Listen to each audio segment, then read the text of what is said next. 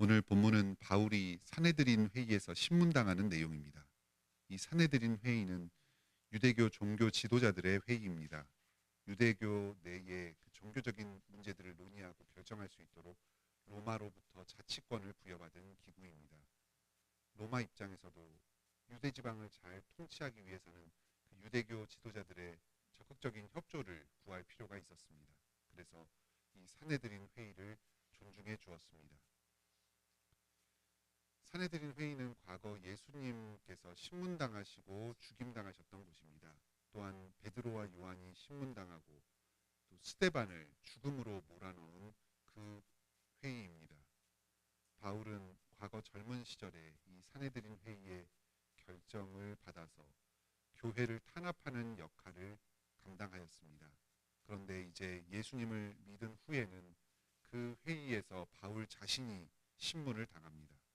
바울이 예수님과 사도들의 뒤를 따라서 고난당하는 모습을 아주 잘 보여주는 장면입니다. 먼저 1절로 11절에서는 사내들인 회의의 신문 장면이 구체적으로 묘사됩니다. 바울은 대제사장의 위협에 굴하지 않고 당당하게 자신의 믿음을 변호합니다. 자신은 하나님의 말씀에 위배되는 일을 행한 적이 전혀 없다고 합니다. 오히려 하나님을 섬기는 일에 더없이 충실했다고 합니다. 오히려 자신에 비해서 유대교 지도자들이 위선을 행하면서 율법을 어겼다고 책망합니다.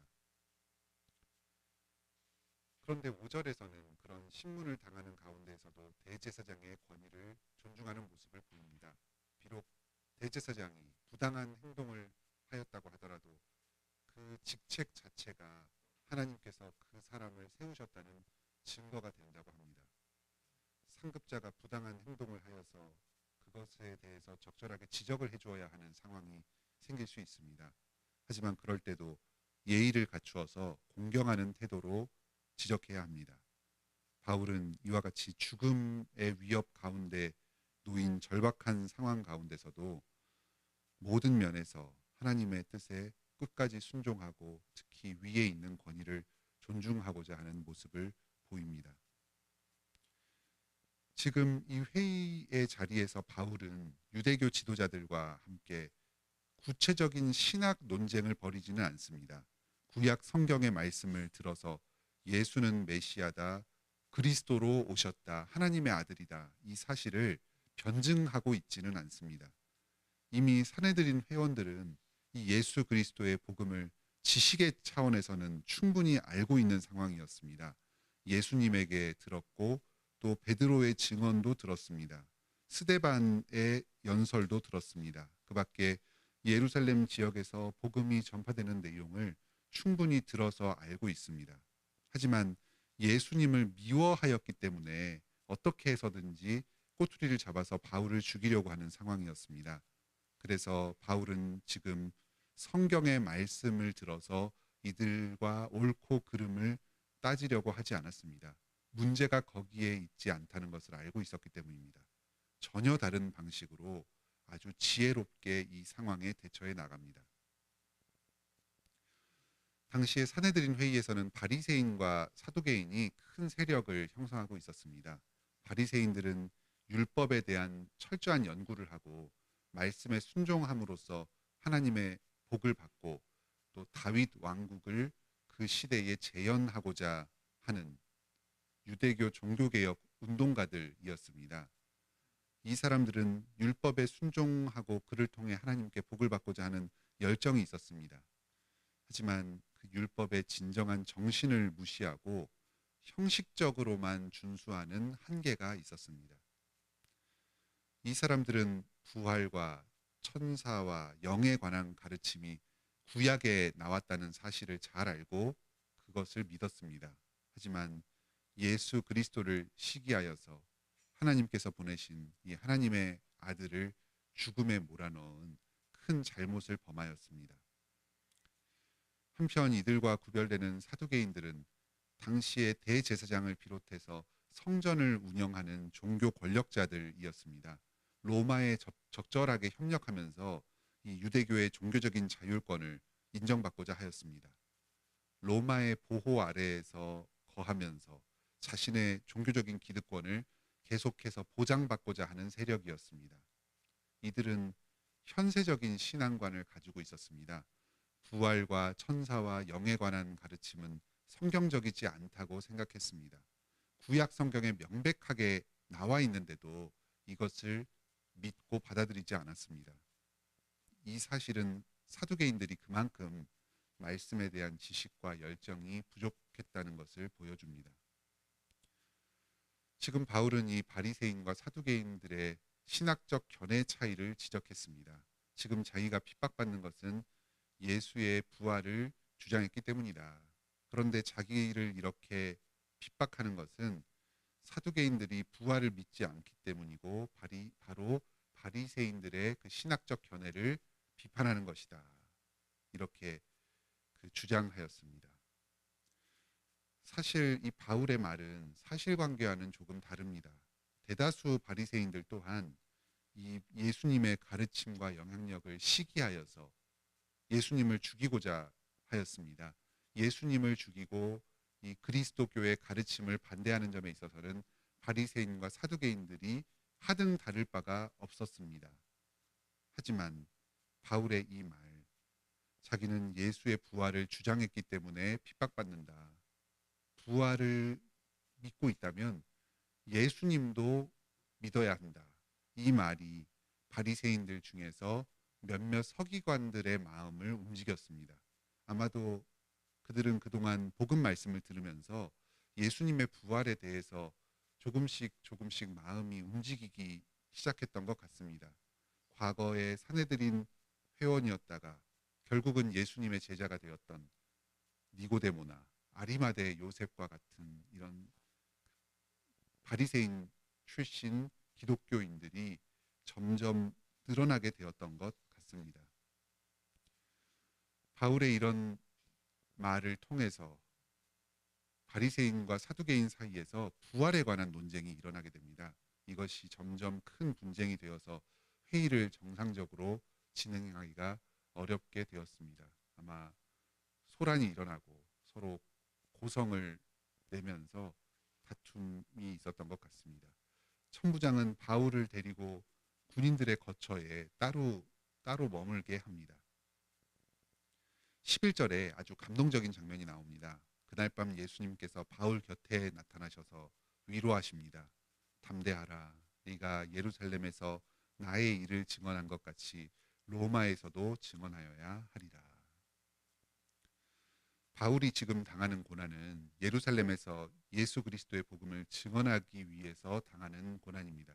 그리고 로마에서 복음을 증언할 때까지 이 바울에게 맡겨진 사명을 온전히 이룰 때까지 예수님께서 바울과 끝까지 함께 하시고 지켜주실 것입니다. 이 약속을 이 죽음의 위협 가운데 지금 고난당하는 바울에게 예수님께서 다시 나타나셔서 한 번 더 들려주십니다. 우리 또한 고난당할 때에 이렇게 예수님께서 함께 하십니다. 우리를 지켜주시고 보호해 주십니다. 말씀을 내려주셔서 우리를 위로하여 주시고 힘주십니다. 우리에게 맡겨주신 사명을 끝까지 감당할 수 있도록 지켜 보호하여 주십니다. 다른 원수들의 공격에 잘 대처할 수 있도록 지혜를 주시고 함께하여 주십니다.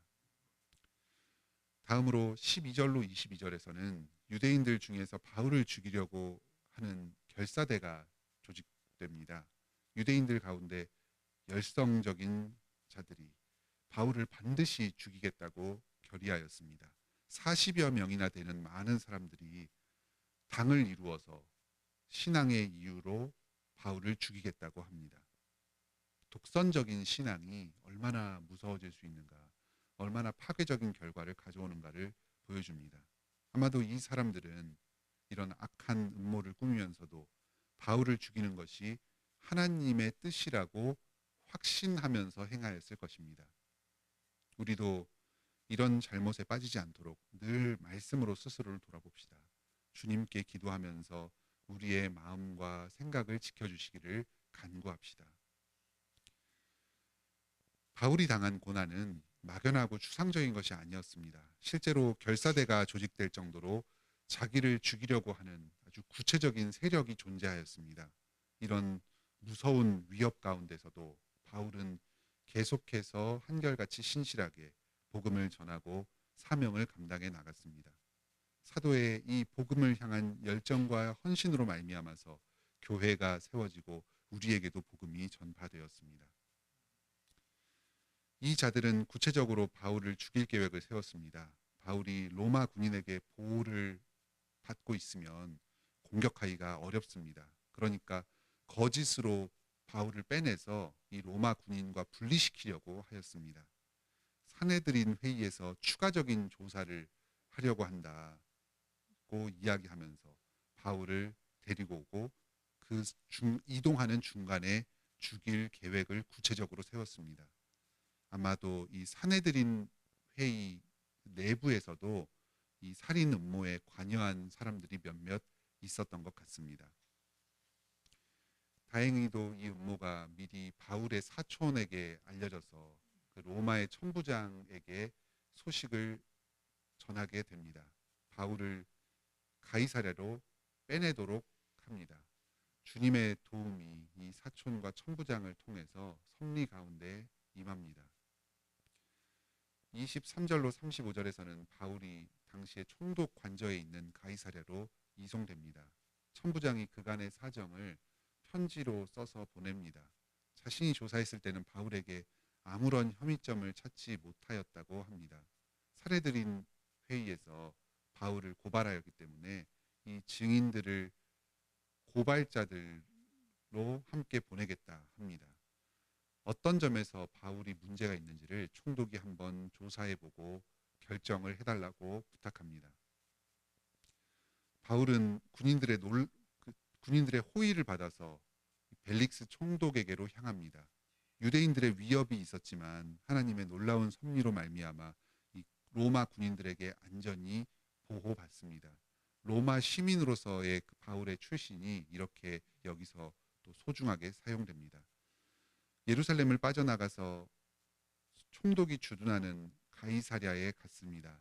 이 총독이 천부장의 편지를 읽고 바울을 인계받았습니다. 이후에 계속해서 재판의 절차가 진행될 것입니다. 바울의 앞에 어떤 상황이 놓여 있는지, 장차 누가 바울을 신문하고 재판할지, 어떻게 결정이 이루어질지 당시에 바울 자신으로서는 전혀 앞길을 예측할 수 없는 상황이었습니다. 하지만 한 가지 확실한 사실이 있습니다. 바로 우리 구주 예수님께서 그와 함께 하시고 그를 계속해서 지키시고 보호하신다는 이 사실입니다. 지금까지 여러 위험과 적들의 관계 가운데 예수님께서 바울과 함께 하시며 지켜 보호하여 주셨습니다. 앞으로도 계속해서 그와 함께하여 주실 것입니다. 우리의 인생 앞에 여러 고난이 펼쳐져 있고 불확실한 환경들이 놓여 있습니다. 우리는 앞날을 미리 예측하지 못합니다. 미래를 생각하면 우리가 불안해지기도 하고 근심 걱정에 휩싸이기도 합니다. 하지만 이 한 가지 우리 앞에 놓인 확실한 사실을 붙잡읍시다. 바로 예수 그리스도께서 항상 우리와 함께하여 주신다는 이 사실입니다. 우리와 함께 고난당하셨던 우리를 위해서 고난당하셨던 그 예수님께서 지금도 우리와 계속해서 함께 고난당하시면서 그 고난으로부터 우리를 지켜 보호하여 주십니다. 우리가 끝까지 사명을 이룰 수 있도록 우리에게 힘주시고 복을 내려 주십니다. 예수님께서 나와 항상 함께 하시고 나의 인생길을 동행하여 주신다는 이 사실을 굳게 붙잡고 주와 함께 동행하며 평안 가운데 거하는 복된 하루를 보내시기 바랍니다. 함께 기도합시다. 하늘에 계신 우리 아버지, 오늘도 이 말씀을 통해서 임마누엘 예수 그리스도의 은혜를 깨닫게 해 주시니 감사드립니다. 바울이 유대인들로부터 고난당할 때 예수님께서 함께 하시며 지켜 보호하여 주셨습니다. 이와 마찬가지로 오늘도 주님께서 우리와 함께 하시며 우리를 지켜 보호하여 주십니다. 이 사실을 굳게 붙잡고 신뢰하면서 여러 어려움 가운데서도 평안 가운데 거하며 기뻐하게 하여 주시옵소서. 저희를 지켜주시고 보호하여 주시옵소서. 모든 마귀 사탄의 공격으로부터 안전하게 지켜주시옵소서. 또 저희의 일상 가운데 여러 부족과 결핍들이 있사오니 이것들을 온전히 주님께 구하게 하여 주시고 또 주님께서 저희의 기도를 들으시고 공급받게 하여 주시옵소서. 특히 건강이 좋지 않은 성도들 있습니다. 육체적으로 정신적으로 여러 어려움 가운데 있는 성도들이 있습니다. 나이 들어서 몸이 아픈 성도들이 있습니다. 주님께서 이들을 치유하여 주시고 회복시켜 주시옵소서. 부활 생명을 이 땅 가운데 미리 맛보아 누리게 하여 주시옵소서. 사랑하는 어머니를 먼저 주님 곁으로 떠나보낸 이영근 정자영 성도 가정에 함께하여 주시옵소서. 모든 장례 절차를 무사히 마치게 하여 주시니 감사드립니다. 부활 소망으로 위로하여 주시고 가족들이 사랑으로 하나 되게 하여 주시옵소서. 오늘도 주님과 함께 동행하며 주님께 영광 돌리는 하루를 보내기 원합니다. 예수 그리스도의 이름으로 기도드립니다. 아멘. 은혜로운 기도의 시간 되시길 바랍니다.